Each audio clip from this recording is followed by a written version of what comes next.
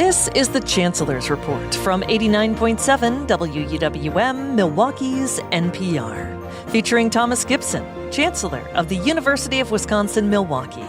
And here's your host, WUWM General Manager, David Lee. Hello, and thank you for joining the UWM Chancellor's Report here on 89.7 WUWM. I'm David Lee, General Manager of the station, and I'm here today, as always, with UWM Chancellor Thomas Gibson. Hi, Tom. David, how are you? I'm doing great. I'm really excited about our conversation today, which promises to be a really bouncy conversation because I know we're talking about a subject that is close to your heart. Absolutely. We're talking about a subject that is central to my world. It's about my why and why my colleagues and I do the work that we do, and that is, of course, in support of our students. Yeah. So I can't wait to dive in. This is great. So your background, as you said, is in student affairs and Yes. academic affairs, of course.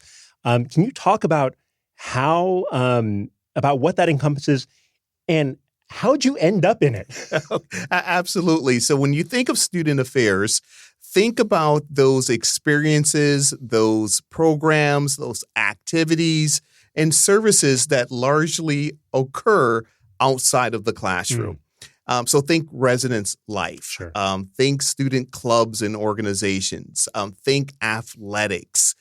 Think our counseling center or our student health center, those services that are critical to supporting student success and their journey at our respective colleges. And when one think about academic affairs, that also includes academic support services, ensuring that students have the appropriate support so they can be successful in their respective course. Think also about the instructional experience, the work of our faculty. And I would also suggest folks consider high-impact practices, such as undergraduate research and study abroad. So these two careers focus, if you will, has really allowed me to fully understand what students are needing to navigate our university. And I started my career actually in academic affairs, but leading a program that provided student services. Sure. And the more that I had that experience, it really opened up a door for me into student affairs. You know, I think what's so interesting about that is when we think about college, we think about classroom, right? You're in the classroom, you're learning, you're studying, you're taking tests. But when you surround everything around college, that's like 98% of other stuff. And that's what we're talking about, right? Absolutely. So that's really great. So who'd you bring to the show today? So I have two colleagues with me today. The first is Kelly Haag, Vice Chancellor for Student Affairs. And we have Kay Eilers, Associate Vice Chancellor for Strategic Enrollment Management and Student Success. Welcome. Big titles, long titles. Welcome, Kelly and Kay. That introduction really kind of frames up kind of what we're going to talk about, but sort of reflecting a little bit about what the Chancellor just shared, right? About like the big 98%. How does your roles, respective roles, kind of support that big pie? So this is Kelly. I think one of the things that Student Affairs provides for our students is what happens outside of the classroom, which can be anything, right? It could be a student who's in crisis. We can see students who just are needing some friends, a friendly face. And so I think really it's being aware of what's happening in the classroom is also really important, because if it's all just what's outside of the classroom, and we do see sometimes that students kind of get a little distracted, right, by the fun that we're providing on campus. But really it's linking those two things up, right? Saying, okay, you're having a rough day today. This is not the day to decide you're going to, stop going to class or drop out. Let's pause. Let's get you connected correctly. And so I think in student affairs, this is the kind of work that we love to do, which is we want to plug you in to all the resources that we have on campus. We want it to be a really meaningful time for you here, right? When we all think about our undergraduate experience, no offense to any of my colleagues in the classroom, but I'm remembering those experiences that happened outside the classroom. Those are the things that have really stuck with me. And so we take that really seriously because it is, it runs the gamut. It's the fun stuff, it's the hard stuff, and we're here for it. Awesome. Kelly, you couldn't have said it better. And Chancellor, I have to say, as you were talking through the variety of experiences you had as you were coming up, checking every single box between the work that happens in Kelly's area and the work that happens in mine and how all of those intersect.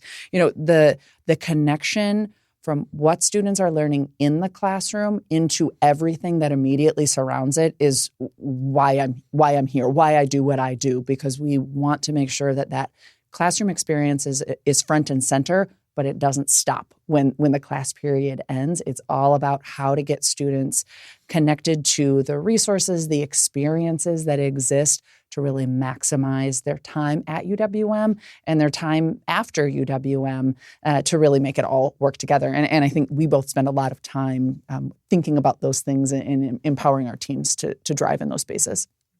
And I would also argue that the work of student affairs and our colleagues in enrollment management is to also help students get connected to each other as well as the institution, really creating a community of learners on campus. How do we define student success, right? Because when I think about student success, right, I think about, did I get a 4.0 grade point average, right? I have a very limited frame of reference. So how do we define it? I'd love to start. Yeah.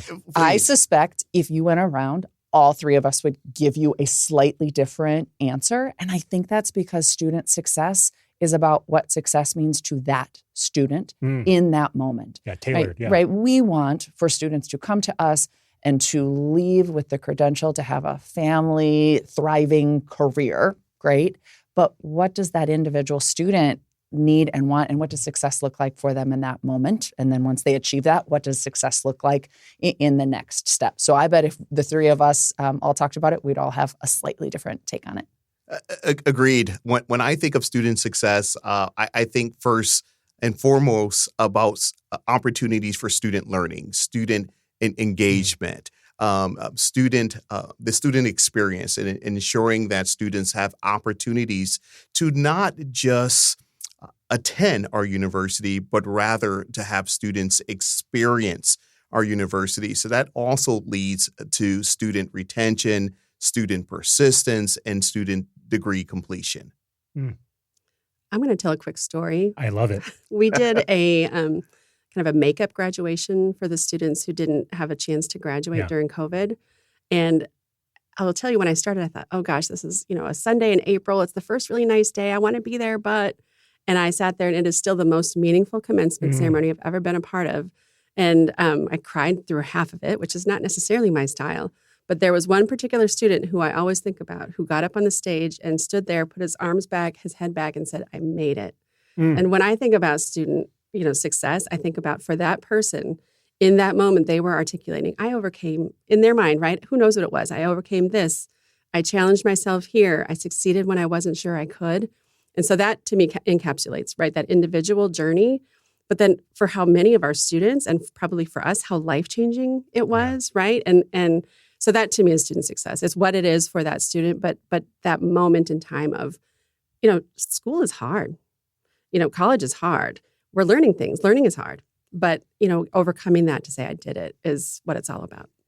That's so inspiring. And I think in some ways, leading into my next question, right, which is, how does student success and student life kind of feed into this tripartite mission at the university, right? Because for those of you who have been following along, right, the three-part mission of the state of the university is to provide incredible access to education, incredible top-tier research, and being community engaged, right? So how does student life drive and student success sort of drive that three-part mission? I love that question. Do you want to start? Then you should start. I love that question. Chancellor, you referenced right off the top about undergraduate research. Undergraduate research is an example of experiential learning. And I think the experiential learning that UWM students can do completely embodies our tripartite mission. So we're thinking about research that our students can get engaged in. Check. Research. We're thinking about how they can engage in research that is out in the community and impacting our community. And we're creating access as early as we possibly can to those experiences. I mean, that's what UWM is all about. If we go beyond research, maybe we're talking about other types of experiential learning, study abroad, we're talking about internships, we're talking about all of these different types of experiences that students can create to, yes, earn their degree, but really develop that experience, design that experience that works for them, that all fits within the mission of UWM. I could not agree more. And if I were to add, I would say that students entering our university through an access mission and benefiting from a research, a top-tier research institution is the perfect example of student success. Really leveraging the power of our institution to provide opportunities and experiences for students that are admitted as part of our access mission. I think that my colleague said it quite well. I would maybe also point out it starts right at the beginning, whether it's before students arrive on campus, but I'll speak specifically to when students arrive on campus. Our teams really do a lot to help them get acquainted to the city really quickly, because we know that for our students, and I could actually relate because I had a similar undergraduate experience, I wanted to explore something new. I wanted to feel like I was part of a vibrant community. That's what Milwaukee is. But for some of our students, it can be kind of intimidating, if they're feeling like they're coming to a big city, if they're not local, or even if they are, maybe they've not really kind of gone out of their neighborhoods a lot. Like, this is our chance to say, let's show you the really cool things. Let's bring you down to Bradford Beach. Let's take you on a boat cruise in the river. Let's get you connected to the museum. And this is just kind of an entry point, right? So it feels very accessible and just like what we do. And this is a way for us to kind of expand the access. And then once you can see, wow, Milwaukee is a really great city and UWM is helping me kind of make the most of my time here. That's kind of phase one, because then it's like your junior year, maybe in your graduate years, you're doing that stuff out in the community, like what Kay said, but it begins at the beginning, right? Of like, we're part of the city. And there's so many really wonderful things that you can be a part of. How does that sense of being able to tailor the interventions to students influence the kinds of support that you have, and also what would you say is different maybe about our students here at UWM that kind of may kind of shape the way the supports that you all might be providing? So we have 43% of our undergraduate students are first-generation students. We know our chancellor is a first-generation student. There is a particular, there's an unspoken curriculum of college. And so it's really important for us knowing that nearly half of our students don't have maybe family members who've had that experience of navigating a campus. So we have services specifically to support students in navigating, like, how to college. How do you make it through? Yeah. And I know Kay could probably add to these things as well, but it's really important that we're in tune with who our students are, and that we ask them what they like and what helps them, but also that we're paying attention to research that's around, in the student affairs field of this is what we know works, so that we're going to do more of this. And so balancing what you've said in terms of tailored experiences, we also have 21,000 students, right? And so there are pieces of this that also need to be scaled, right? And so it's balancing those two things. Yeah, I would add to that we've intentionally designed programs and services to meet the needs of most folks while having points for entry to really customize things. So I'll take our Admitted Student Day programs, which we just wrapped up in March. One of my favorite things to ask a student and their family as they're coming to Admitted Student Day is just, what do you want to learn today? Because oftentimes they don't know exactly what question they want to ask, but there's something underlying that they want to see a little bit more of, they want to do a little bit more, and nobody ever tells me they don't want to see anything or they don't want to learn anything. There's always a question that pops up. And so it's really about the faculty and staff at UWM being well positioned to ask the questions and create the spaces for folks to be curious, for folks to know that it's okay to not know. And we want to position students to be able to advocate and explore a little bit. I think my colleagues said it well, David. Yeah. I'm really struck though, Chancellor, as two of us who are, I'm not a first generation, but I'm a first generation American college student. And I remember when I showed up at college, I didn't know left or right, right? To your point that like I didn't know how to college, and I almost got kicked out. I got put on almost academic probation. I made it. I got through, but I think that that sort of cultural learning, right, is really it's powerful, right? Because if nobody's there to teach you, and like my whole high school life was just like get good grades and you'll be fine.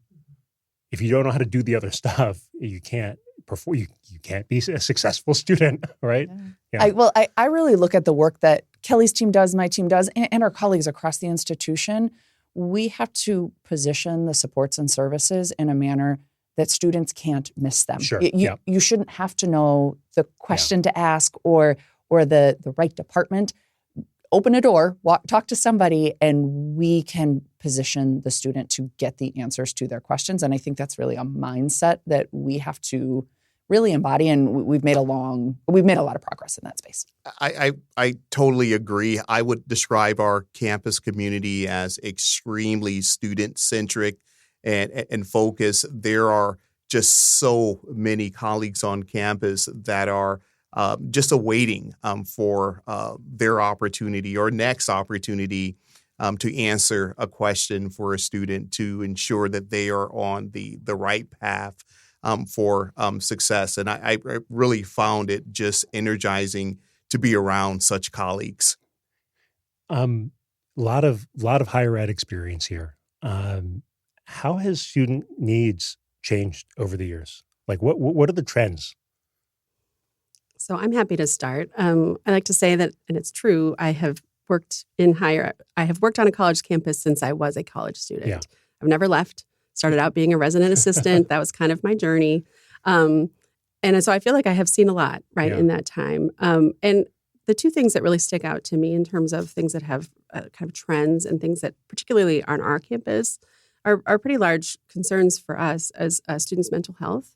Right, mental health in general is something that we're thankfully talking about a lot more just in society. But for our students, like especially this class that's with us now, they're just coming out of COVID, right? They're still, their high school career was quite disrupted. And so that is a factor in their mental health.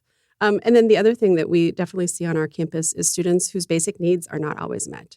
So it could be, they don't have secure housing on a regular basis. They are not really sure that they are going to have enough food for the week. These are, you can do all kinds of things. You can be a 4.0 student and have a lot of support, but if you don't have, a warm bed to sleep in, that is really going to be disruptive. Yeah. And so we do have a lot of services and supports on campus and connections within the community to try to help students navigate that. But it is a very real concern. And so those are some of the trends and things that we watch very closely. The one thing that I'll add to that, and yes to everything you said, Kelly, is students are looking for connection and belonging with their peers. And it's perhaps a little harder than it used to be. And so a lot of the work that we're doing with our programs and supports are helping students, yes, connect to us and services, but to connect with each other. And this happens in the classroom. Our faculty and instructional staff do such a good job of trying to create environments where students can connect with each other in the classroom and then immediately outside the classroom. That's where our teams kind of dive in and try to create those experiences. And another observation that I have is this notion of competing for students' time. We program robust opportunities to engage students and keep them connected. But they have various interests, a number of things that are also requesting of their time. So just trying to be as creative as possible to ensure that we are keeping students connected and engaged in the life of the university has been really top of mind for us lately. Yeah. If I might add, we have, sure. I think at least 30% of our students are caregivers of some sort, whether that's parents, that they are parents or maybe they're caregiving somebody in their family, that, adding to the competing for their time, they have real world life, responsibilities. Yeah.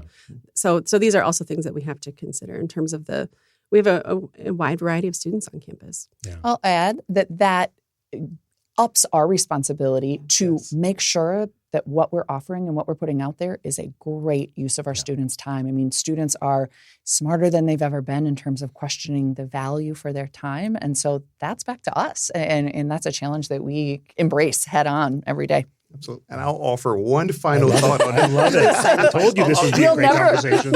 One final thought on this topic, and that is how we communicate with students. Students are constantly sharing with us how they would prefer to receive messages from us best. And it seems to change year over year. So we're constantly working hard to ensure that we are crafting messages with the appropriate medium that reaches students best. So decision day is right around the corner. It's about a month away. In short, what advice would you give students and families about choosing a college?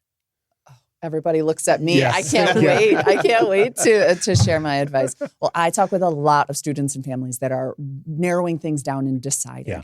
And what I try to point to is experience and look for the place that you're going to feel home. You're going to feel at home, because hopefully you're going to spend your next 4.5 years there pursuing that degree, earning that degree, and being successful. So look for the place that feels like it's home, like you're going to be able to connect, find the resources, the services, the academics that you're looking for.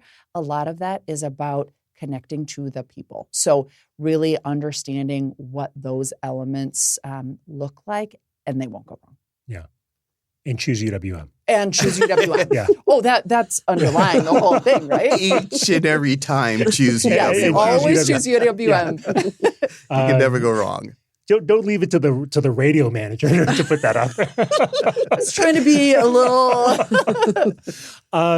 So, Chancellor, we talked a lot about a lot of the things happening insofar as student affairs and student success here.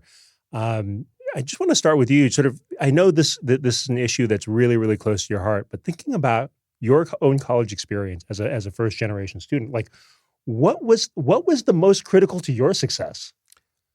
I think having opportunities to participate in student organizations and ultimately becoming a part of that executive board and ultimately serving in leadership of those organizations was really critical for my own personal and leadership development.